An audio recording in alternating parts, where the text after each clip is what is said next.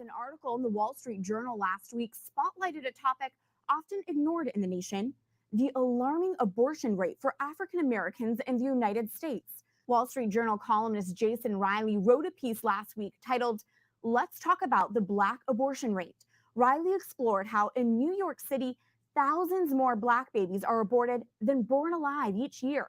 And he highlighted how, on the national level, Black women terminate pregnancies at far higher rates than other women. Look at these numbers. In 2014, Black women made up 13% of the U.S. female population, but 36% of all abortions were performed on Black women.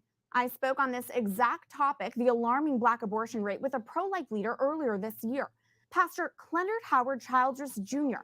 is senior pastor of New Calvary Baptist Church and assistant to the director at LEARN, the Life Education and Resource Network.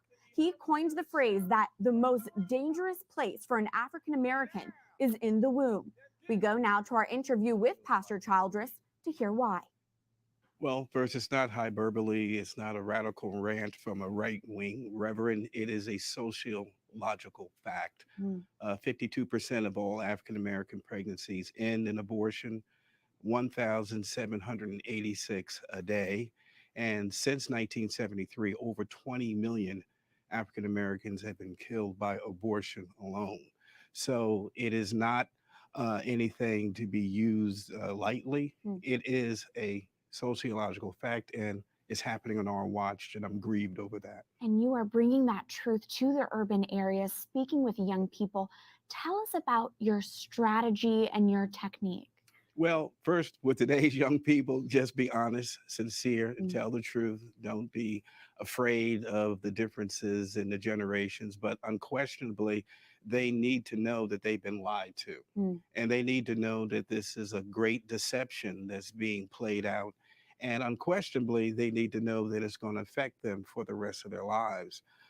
Institutions like Planned Parenthood are targeting African Americans, women, as well as men who are a part of the problem also. But when you have a situation where it's going to affect your children later on, it's going to affect your ability to have children, it's going to affect your psychological view, indeed, on life itself. 85% of women who have abortions have some type of psychological malady. And so there's a lot of pain in our pews, and the clergy need to step up and recognize those women are in your pews. You need to shepherd them and sound the alarm of what's happening at the rate of 1,786 a day. And you're doing that as pastor. Yes, it has to be. Right. You were heavily featured in a recent PBS documentary called "The Anti-Abortion Crusaders Inside the African American Abortion Battle." Let's take a look at it. We're going to talk about the notorious Planned Parenthood. You're being told to go to Planned Parenthood. Planned Parenthood has a plan for you, especially you young ladies. Planned Parenthood is taking it far beyond what the Ku Klux Klan ever thought they could possibly take it. What did you make of PBS's frontline portrayal of the pro-life movement within the Black community? Well, I was pleasantly surprised at their fairness. And the key thing of that, one is they said our data is true. Many people believe we're making up the data. And secondly, she noted that Margaret Sanger, the founding mother, so to speak, of Planned Parenthood, was a devout racist. And in this age of political correctness, if a historian who isn't even for the life movement and who is pro-choice, Ms. Greenleaf, says, indeed, Margaret Sanger is a racist, then why are we giving out the Margaret Sanger Award? Why is Planned Parenthood insisting that her bust stay in the Portrait Gallery at our Smithsonian? Those are taxpayer dollars going to support that.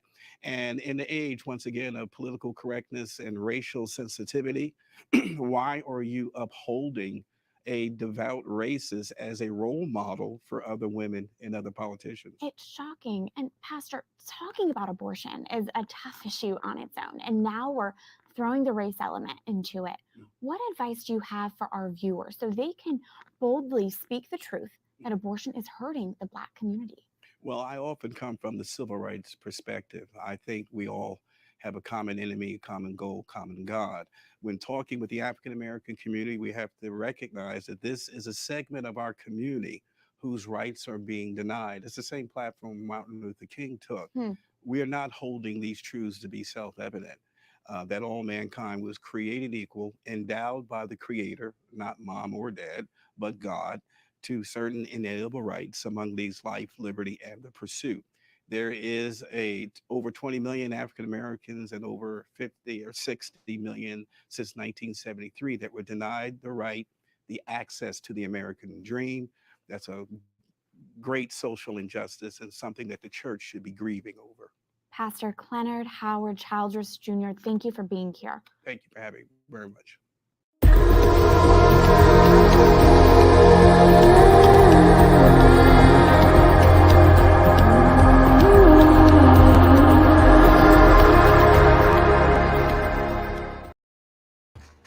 Bismillah wa salatu wa salam Rasulullah wa ba'd. In the name of Allah, may the peace and blessings of Allah be upon his last and final messenger. Family, friends, foes, haters, and hateettes, welcome back to the Feachaz. I greet you all in peace and love with no hatred in my heart. Assalamu alaikum wa rahmatullahi wa barakatuh. So before we begin, please like, please subscribe, please share. As you know, we got haters up in here. And today's topic, again, it's so important that we have to look at the bigger picture in light of what's going on in the States in terms of Roe versus Wade. Now, I've said before, in terms of Muslims, Roe versus Wade is a moot point. Okay? It is really nothing that Muslims themselves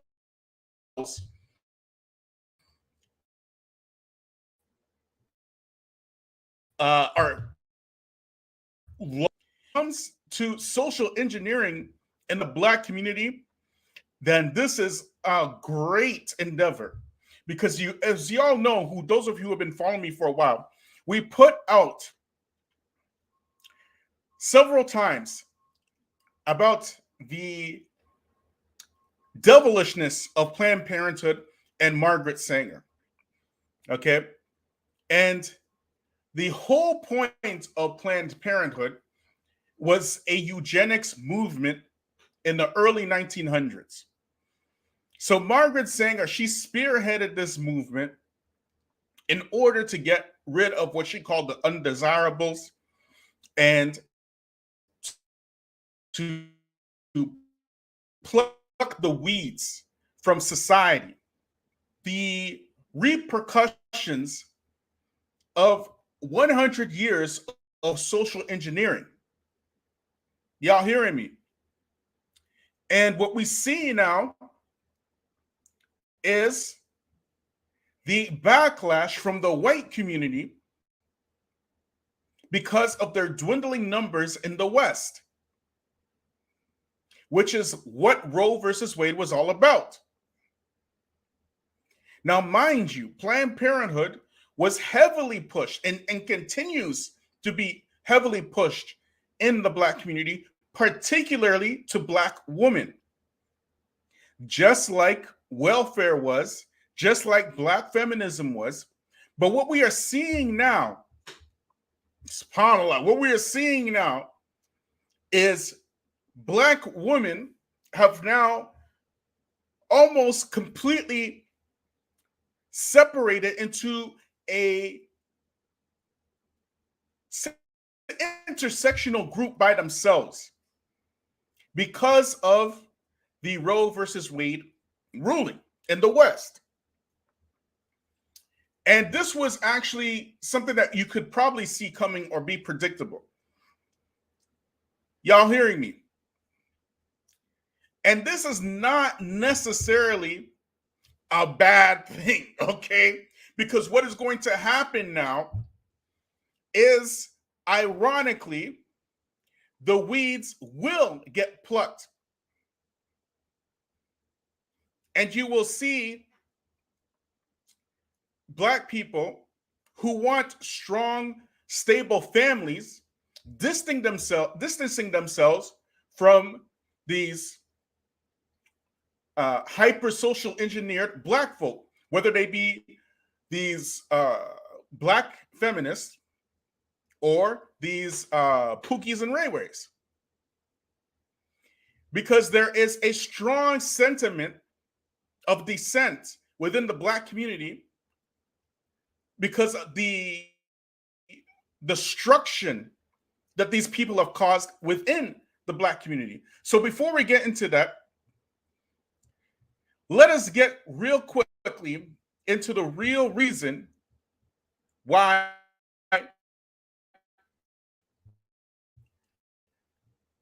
white folks decided to basically throw Roe versus Wade underneath the bus. Let's have a look.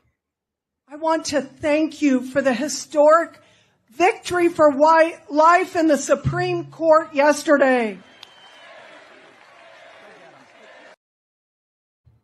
Okay, so just in case you didn't hear that, let's get it again, all right? I want to thank you for the historic victory for life in the Supreme Court yesterday.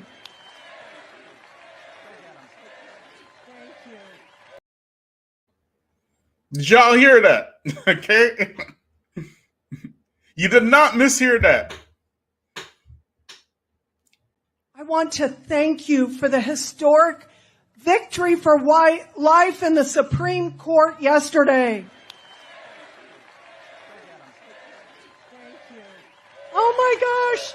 Thank you so much, President Trump. It's such an honor to be able to welcome you. I'm so honored to have your endorsement. President Trump, on behalf of all the MAGA patriots in America, I want to thank you for the historic victory for life in the Supreme Court yesterday.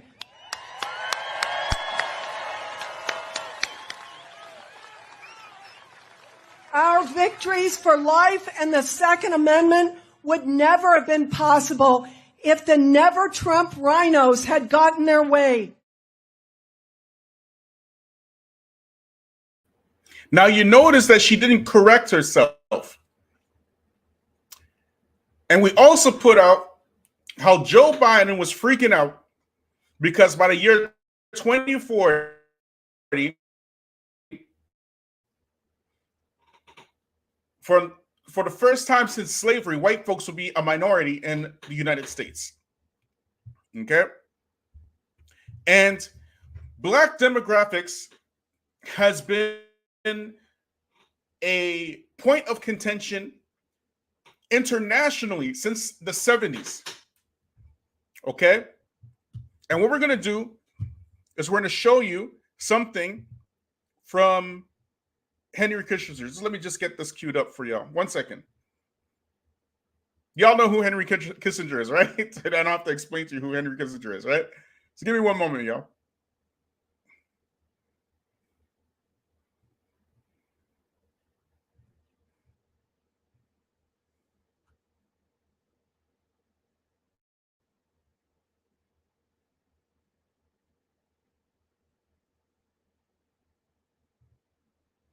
One second.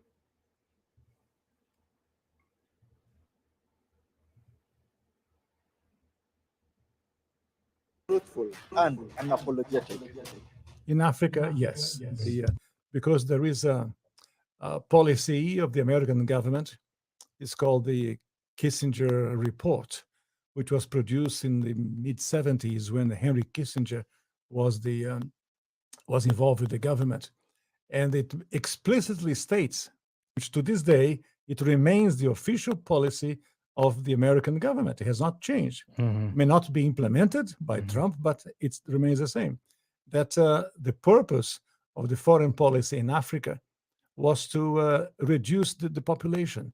So to give aid to countries in Africa, not clean water and schooling and things like that, but contraception and abortion, in order to shrink the population of Africa because they have great mineral resources there. That sounds diabolical. It is. Yeah. Now, what is the difference between this policy in Black Africa and this policy in Black America? Is there any difference?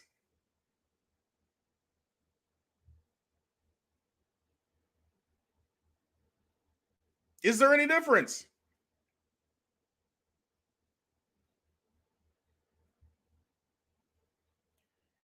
There is a long history of medical racism which goes on internationally,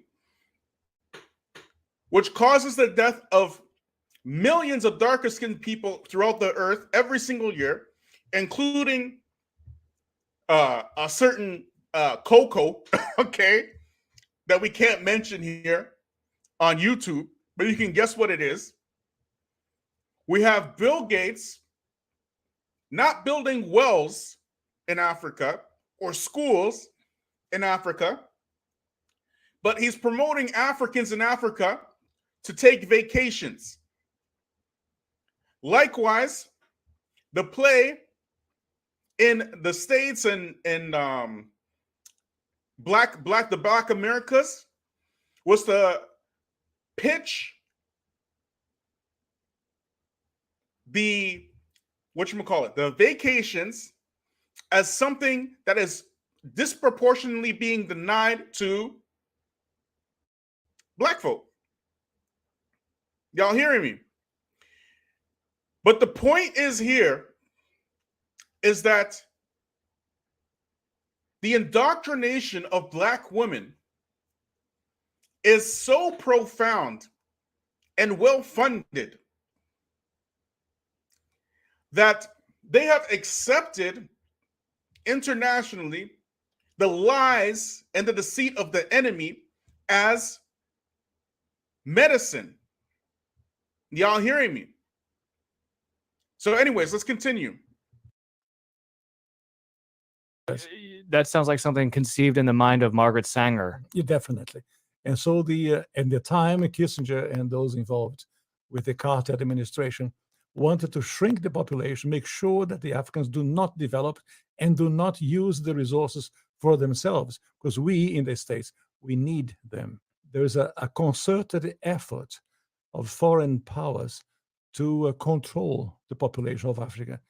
Africa is a huge continent, could feed thousands of more people, but the policies of the West, especially in Europe. For example, between 1990 and the year 2000, the United States, Canada, and Europe contributed about $6 billion in contraceptives, not to help the people, not to give clean water, clean food. That is not to fight malaria, for example. No, of course, perish the thought, never.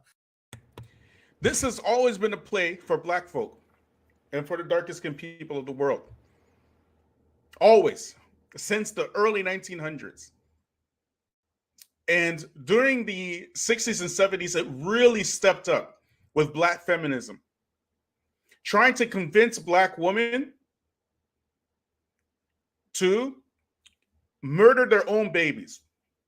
And so now you have all these intersectional movements, which Black women are being explicitly targeted to by the enemy, like strong, independent Black woman, I don't need no man,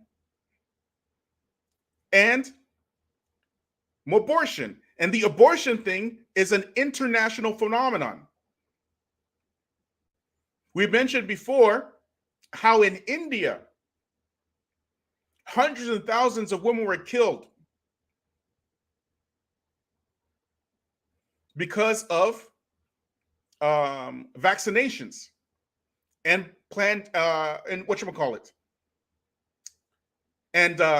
Parenthood in India. We also mentioned the forced hysterectomies of Black women in the States, not in the 70s, not in the 60s, but in 2020.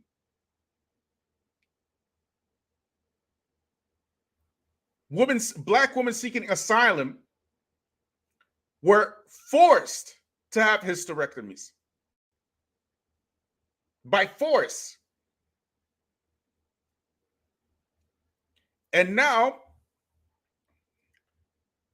Black women, under the guise of women's rights, are marching in the streets defending Roe versus Wade, while Black men by and large are completely on the opposite side. Y'all hearing me? It is causing a completely different group separate from black men. Anyway, let's continue. Yeah. Let them die. That's the whole idea. So in our work in HLI, we denounced this reality to make the Africans aware that they have to defend themselves against the influence of foreign powers. Is it just the United States, or do you believe that China is also playing a role in jockeying for the resources of Africa? China is playing a major role because China is buying property in Africa. Mm-hmm. For example, in Mozambique, which is a Portuguese-speaking language country, they when Portugal was in charge of Mozambique, they used to export rice. Now they are importing rice from China because they cannot produce. The socialism has wrecked the production of rice, and the Chinese come and buy farms. So about almost a third of Mozambique belongs to China. So I was in other countries of Africa, the same reality. In South Africa, the Chinese are buying property, buying land in Africa. So And they send their own workers, the Chinese workers. They don't employ people of the place.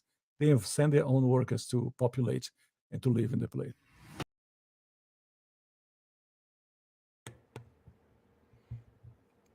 We're going to come back to the farm thing in a minute, right?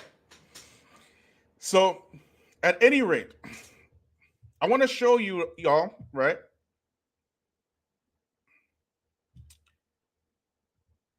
What black women are saying, okay? This is insane. Watch it now. Actually, before I get into that, let's get into back to Kissinger, actually. Let me show you, because y'all going to think that's his cap or something, right? And it's not. It's 1 second. Let's get back to Kissinger. Okay. Like, subscribe, share, hit me up on Patreon.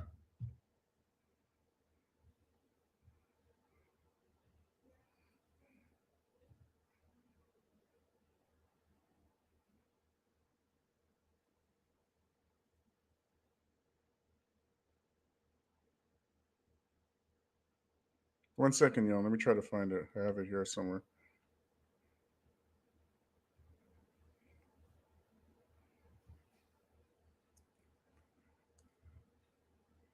Where is it? I just had it.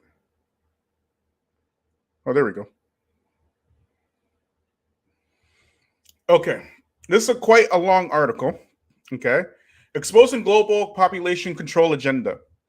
Right? This is from Human Life International. Okay, so I'm going to go down to this paragraph here. The purpose of the Kissinger report. This report, the NSSM 200, is the report that Henry Kissinger wrote in the 70s for the official U.S. policy with regards to Africa and the darker skinned countries of the world and population control. Okay, so he actually wrote this. Okay, the primary purpose of U.S. government population control efforts is to maintain access to the mineral resources of less developed countries, or LDCs.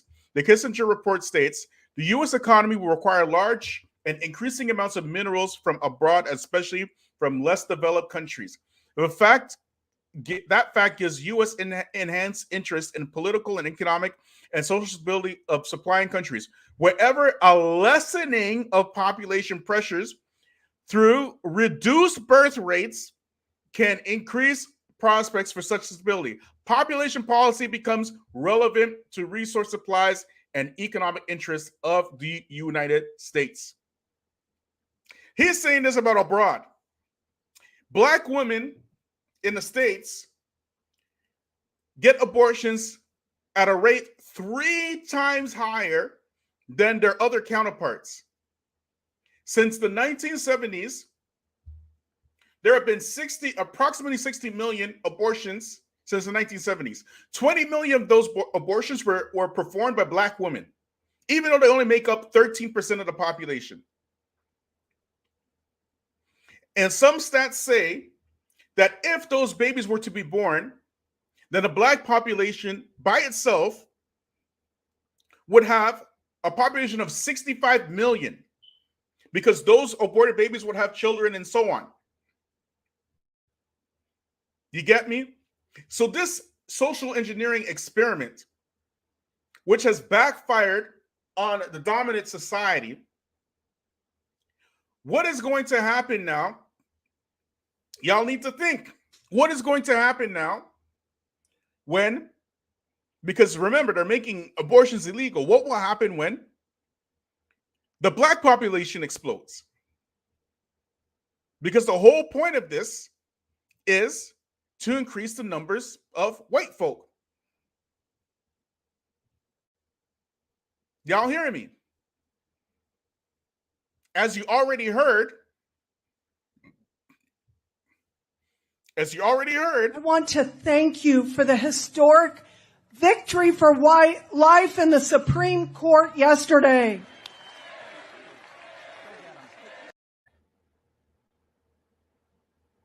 Y'all hearing me? So anyways, let's get back to Kissinger. In order to protect U.S. commercial interest, the NSSM 200 cited a number of factors that could interrupt a smooth flow of materials in the LDCs to the United States, including a large population of anti-imperialist youth, okay, whose numbers must be limited by population control. The document identified 13 nations by name that would be primary targets of U.S. population control efforts. Under the heading concentration of key countries, we find assistance for population moderation should give primary emphasis on the largest, fastest growing developing countries where special U.S. political strategic interests. Those countries are, get this, India, Bangladesh, Pakistan, Nigeria, Mexico, Indonesia, Brazil, and the Philippines, Thailand, Egypt, Turkey, Ethiopia, and Colombia.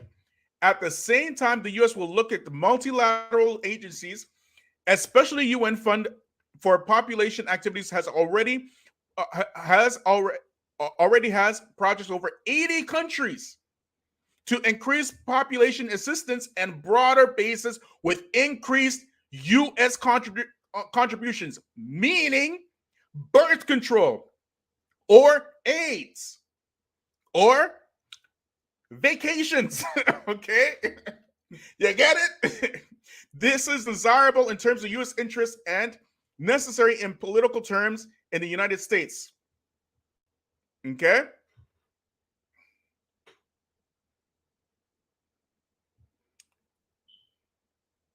Hold on, y'all. There's one part I wanted to get here. 1 second. Let me try to find it. I think this is it. Yeah.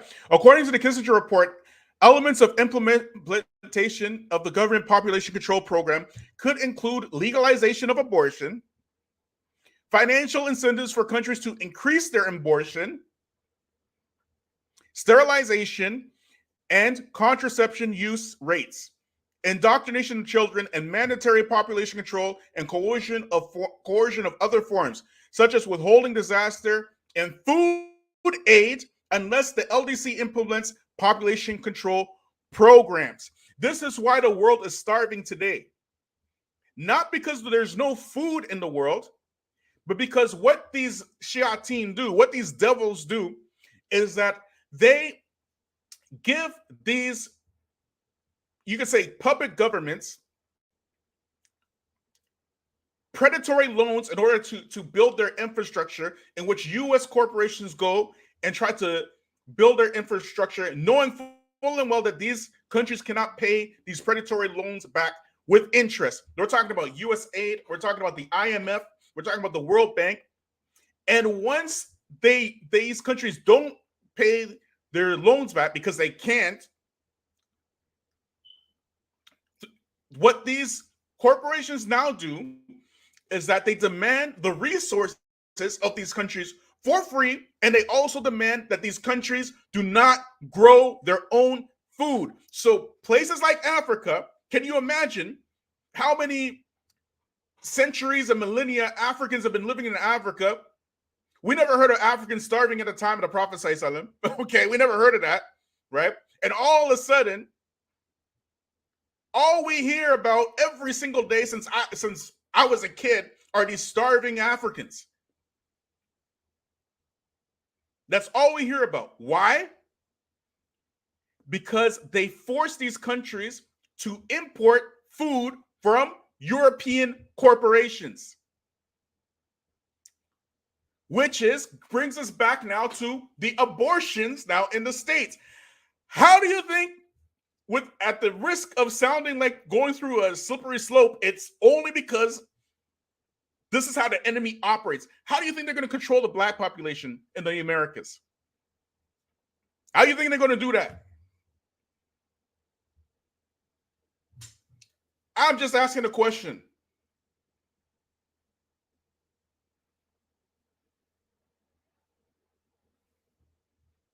And black women, again, have been largely indoctrinated because these indoctrination programs have been funded by the CIA. We talked about Gloria Steinem and black feminism. Okay, we talked about Nixon and welfare. We talked about that. We talked about the destruction of the black family and how black women have been largely indoctrinated to sign off on these things.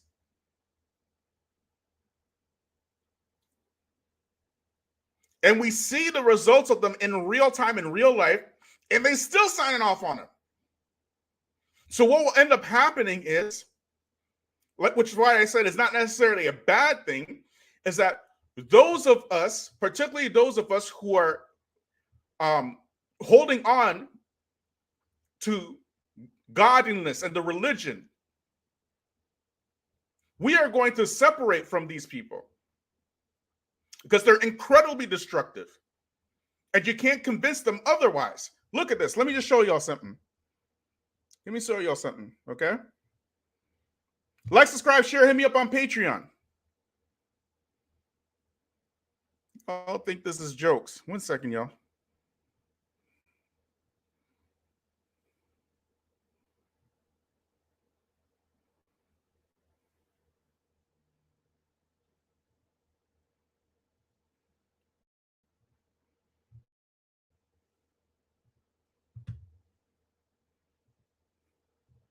One second, let me pull this up here.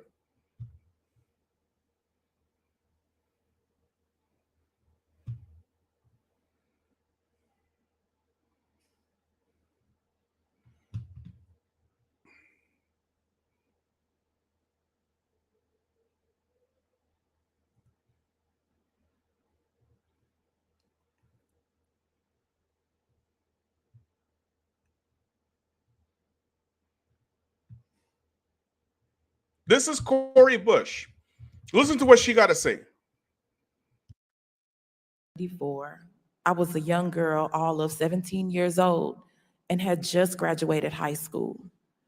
Like so many Black girls during that time, I was obsessed with fashion and gold jewelry and how I physically showed up in the world. But I was also very lost. For all of my life, I had been a straight A student with dreams of attending college and becoming a nurse. But high school early on was difficult for me. I was discriminated against, bullied, and as time passed, my grades slipped, and along with it, the dream of attaining a full scholarship to a historically Black college. That summer, I was just happy that I passed my classes and that I finished high school. Shortly after graduating, I went on a church trip to Jackson, Mississippi. I had many friends on that trip, and while there, I met a boy, a friend of a friend. He was a little older than I was, about maybe 20 years old. That first day we met, we flirted, we talked on the phone. While on the phone, he asked me, could he come over to my room? I was bunking with a friend and hanging out and said he could stop by. But he didn't show up for a few hours, and by the time he did, it was so late that my friend and I had gone to bed. I answered the door and quietly told him he could come in, imagining that we would talk and laugh like we had done over the phone. But the next thing I knew, he was on top of me, messing with my clothes and not saying anything at all. What is happening? I thought. I didn't know what to do. I was frozen in shock, just laying there as his weight pressed down upon me. When he was done, he got up, he pulled up his pants, and without a word, he left. That was it.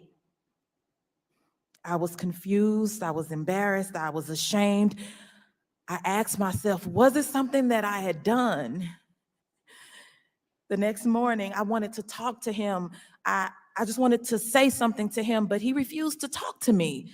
By the time that trip ended, we still hadn't spoken at all. About a month after the trip, I turned 18. A few weeks later, I realized I had missed my period. I reached out to a friend and asked the guy from the church trip to contact me. I waited for him to reach out, but he never did. I never heard from him. I was 18, I was broke, and I felt so alone. I blamed myself for what had happened to me. But I knew I had options. I had known other girls who had gone to a local clinic to get birth control and some who had gotten abortions. So I looked through the yellow pages and scheduled an appointment. During my first visit, I found out that I was 9 weeks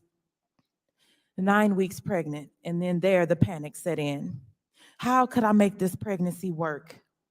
How could I, at 18 years old and barely scraping by, support a child on my own? And I would have been on my own. I was stressed out knowing that the father wouldn't be involved and that I feared my parents would kick me out of the home, the best parents in the world, but I feared they would kick me out. My dad was a proud father and always bragging about his little girl and how he knew I would go straight to college and become attorney general. That was his goal for me. So with no scholarship intact and college out of the foreseeable future, I couldn't bear the thought of disappointing my dad again. I knew it was a decision I had to make for myself, so I did. My abortion happened on a Saturday. There were a few other people in the waiting room, including one other young Black girl. I overheard the clinic staff talking about her, saying she had ruined her life, and that's what they do. They being Black girls like us.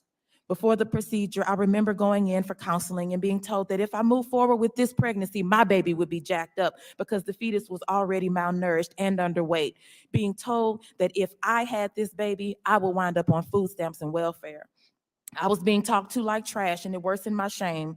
Afterwards, while in the changing area, I heard some girls, all white, talking about how they were told how bright their futures were, how loved their babies would be if they adopted, and that their options and their opportunities were limitless. In that moment, listening to those girls, I felt anguish. I felt like I had failed.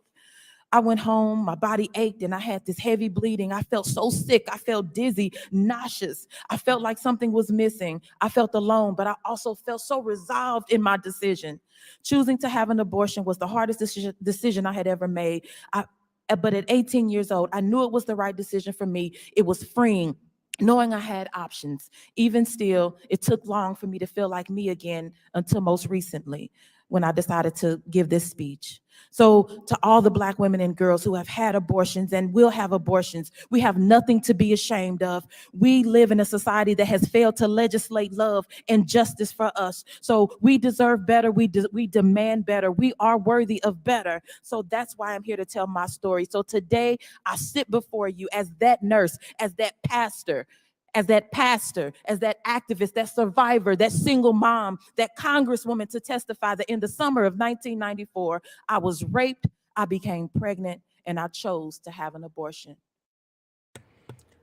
So the question is, and we're not trying to bash Cori Bush's experience here,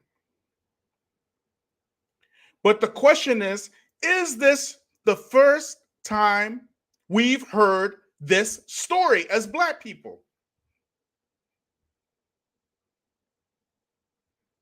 Is it the first time we heard this story as Black folk?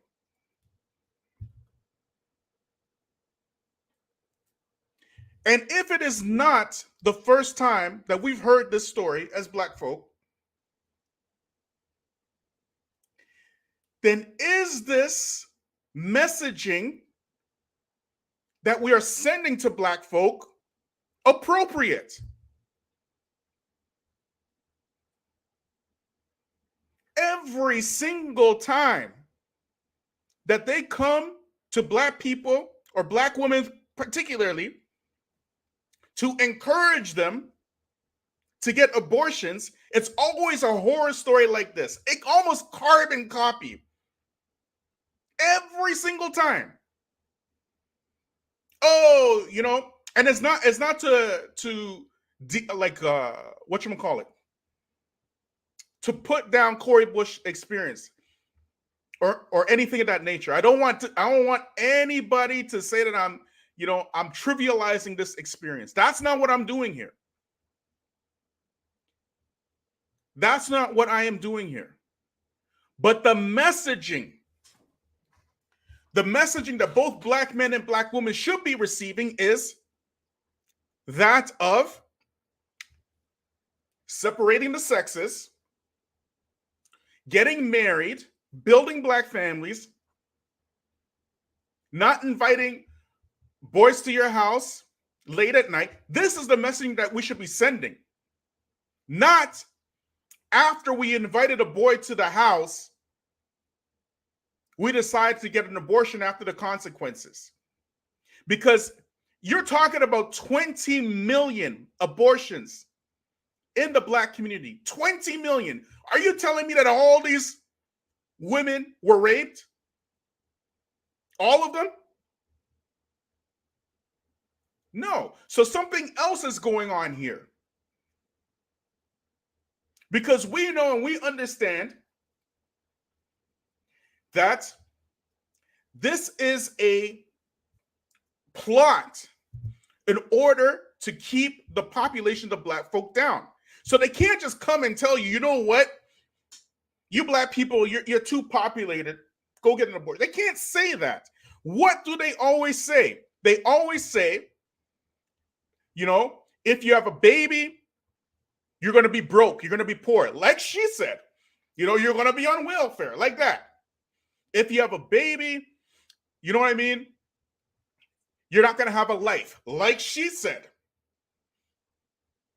If you have a baby, you're going to ruin your future. That's the messaging. Not get married. Not, you know what I'm saying?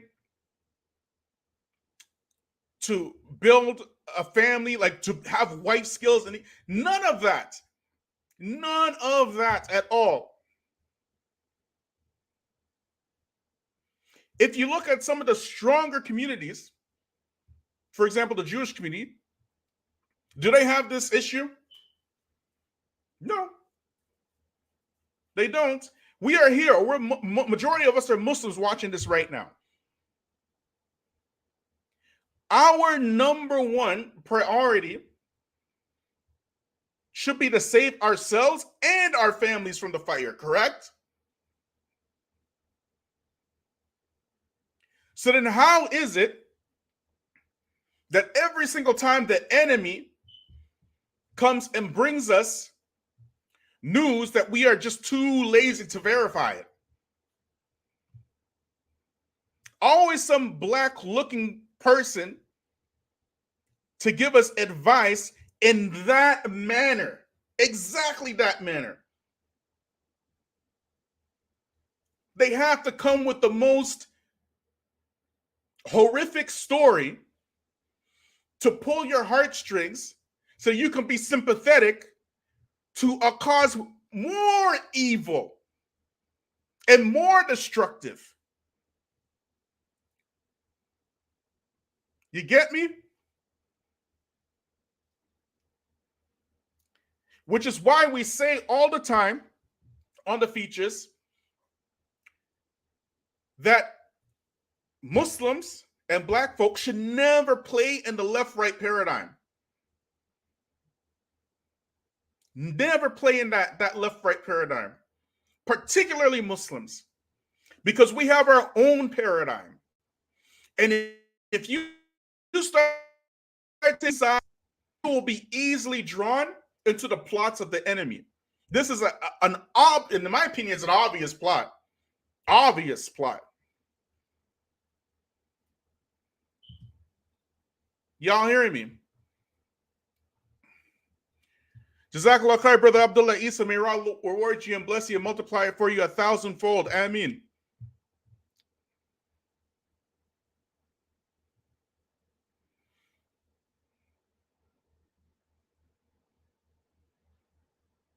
Okay, now we're going to see something from Ayanna Pressley.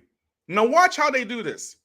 And it's always a black woman. You never find black men. They don't put black men in front of you to do this. They weaponize black women. They've been weaponizing black women against black folk since the 60s.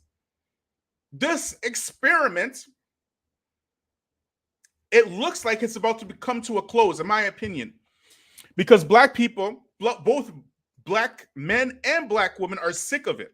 They're absolutely sick of it. They're sick of black feminism. They're sick of this liberal and conservative, these liberals and conservative agenda, the left-right paradigm.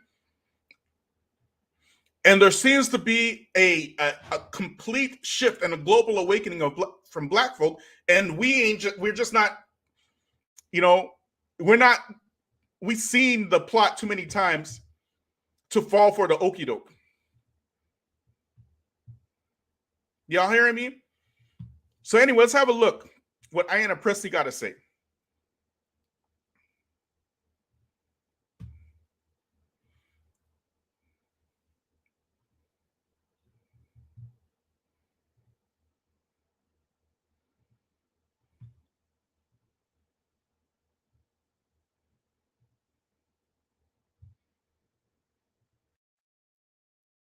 That this is not hyperbole. This is not a drill. When you put abortion out of reach for people safely, that doesn't mean that they will stop having abortions. They will still seek abortions out, but they will not do it safely and they will not do it legally. And we have a Black maternal morbidity crisis here. Black women are 3 times more likely to die in childbirth. And you hear what she invoked right off the bat? Right off the bat. Black women are 3 times more likely to die in childbirth. She didn't go to the medical racism which causes black women to be 3 times likely to die in childbirth. She didn't say it's because racist white doctors are not giving black women the proper medical care, and that's why they're dying in childbirth. She used this point to weaponize against black folk to push a liberal agenda. You get it? This is how they play with you, black women. And then you go and repeat these talking points, and it causes a massive rift between the black woman and the black man. Which is why in Islam, we have a duty to our people to tell these people the truth. It is a duty, especially after 467 years of absolute hell from this enemy. Do people like this work for black society? Yes or no? Put it in the chat, please. Do people like this work for black society? Yes or no? Is she working for black society? Or is she working for her white liberal paymasters? Who is she working for? Can you imagine? Anywhere else in the world, if you said 20 million of those people died, you would call it a genocide. She never, not once in her entire career, ever talked about the stability of the black family. Not a single time. She never promoted marriage or education, but she's out there promoting, well, black women are 3 times likely to die in pregnancy than their white counterparts.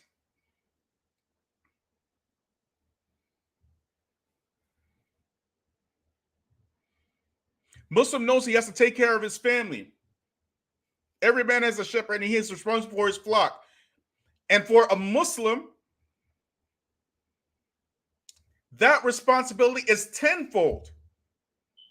Because your responsibility is for yourself as commanded by Allah in the Quran, and to your family as commanded by Allah in the Quran, and the people at large.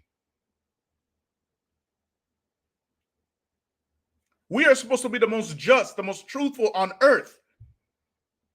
How is it that we are hiding from this reality? It's about to get really real. When the black population starts to rise because black folk can't get abortions anymore, what do you think the enemy is going to do?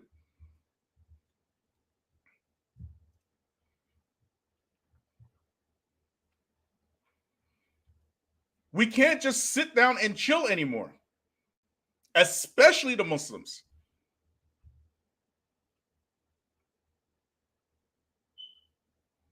Especially the Muslims.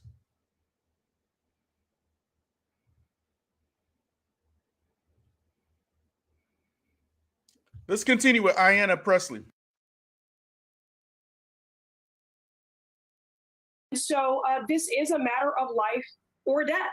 And abortion care is health care. And those that are making these decisions are very ignorant to the fact that 1 in 4 women have had an abortion. These are the people that you work with, your next door neighbor. These are the people that, yes, you worship with. People who seek out an abortion due to an ectopic pregnancy or after a miscarriage or have. You see what she's doing here? So she goes to the most unlikely scenarios. Ectopic pregnancy. She just finished saying 1 in 4 women get abortions. She's not saying that these 1 in 4 women, the vast majority of them are 4 or 3s. She's not saying that. She's going to ectopic pregnancy.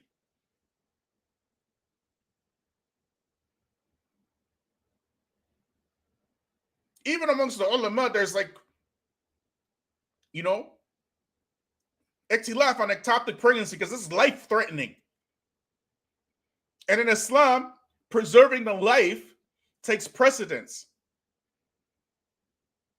She goes to that.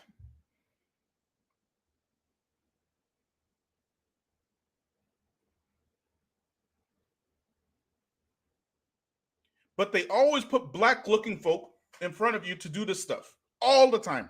It's been happening for the better part of since the 60s.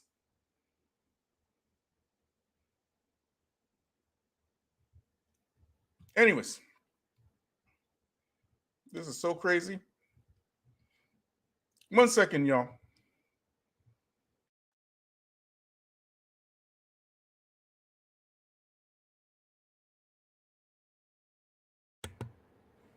One second. I want to show y'all something else here.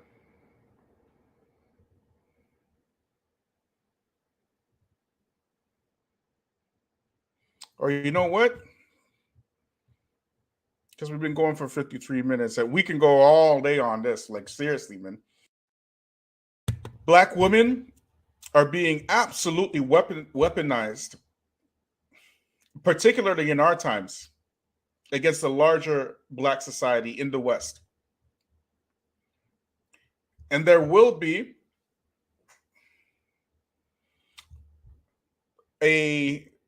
you could say like a division. There will be, because there is a global black awakening. Black men and black women are sick of this stuff.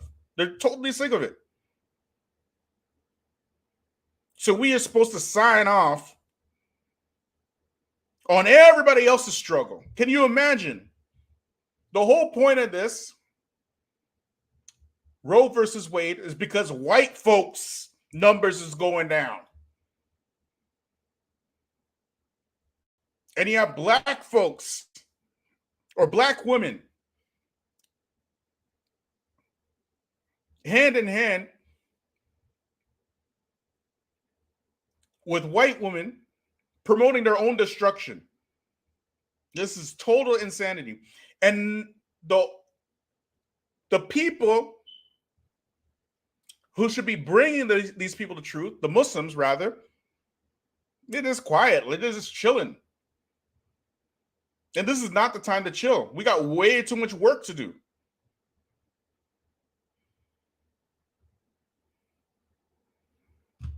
Let me just show y'all one more thing and then we'll call it a night. 1 second, y'all. Like, subscribe, share, hit me up on Patreon. 1 second.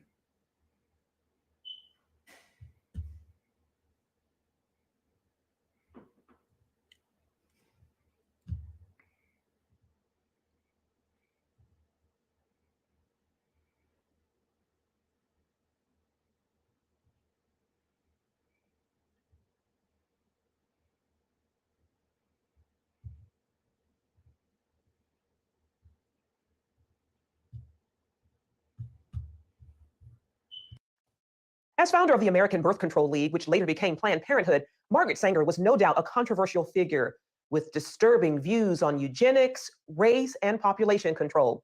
While some argue she even wanted to exterminate the Black race, others are trying to erase that part of her past. The Mike Wallace interview. In the eyes of some, Margaret Sanger has been a heroine. In the eyes of others, she's been a destructive force. In her own words, Sanger pushed for a society that limited births to those she deemed fit to have children. Well, I think the greatest sin in the world is bringing children into the world that have disease from their parents, that have no chance in the world to be a human being, practically. Delinquents, prisoners, all sorts of things just marked when they're born. In 1916, Sanger opened the country's first birth control clinic. As a member of the American Eugenics Society, she advocated improving the genetic composition of humans through controlled reproduction of different races and classes. She often wrote about the issue in the journal she founded, called the Birth Control Review. In 1919, writing, I personally believe in the sterilization of the feeble-minded, the insane, and the syphilitic. The most urgent problem today is how to limit and discourage the over-fertility of the mentally and physically defective. Many point to a 1923 New York Times interview as proof of Sanger's racist motives, in which she referred to people as weeds, saying, it means the release and cultivation of the better racial elements in our society and the gradual suppression, elimination, and eventual extirpation of defective stocks, those human weeds which threaten the blooming of the finest flowers of American civilization. That plan has been going strong since 1923, and Black women are signing off on it.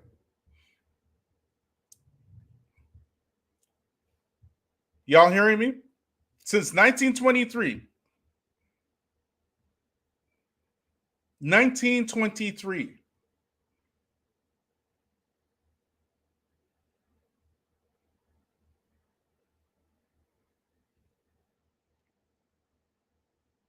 So now,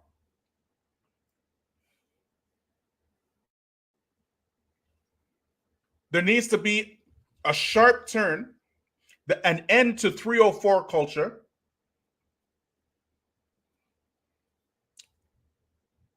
A sharp turn and an end, particularly in the Black community, where we have a culture